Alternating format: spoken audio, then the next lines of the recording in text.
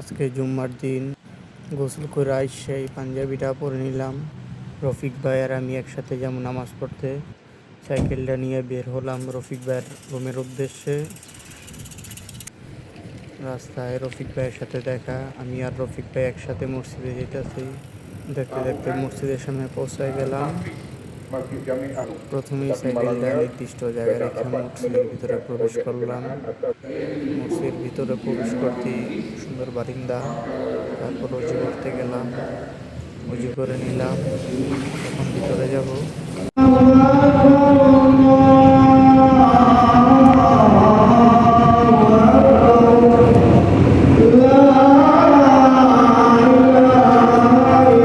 Inilah hakikat yang perlu kita renungi.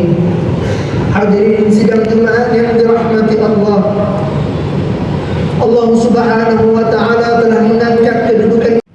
নামাজ শেষে বের হলাম, মার্কেটে যাব, ছেলের জন্য কিছু জিনিস নিব, পেটনাস। তারপর মার্কেটে চলে আসলাম। এখন ছেলের জন্য দুটা ক্যাপ নিব, ক্যাপ খুঁজতেছি। একটু সামনেই ক্যাপ স্টল পেয়ে গেলাম।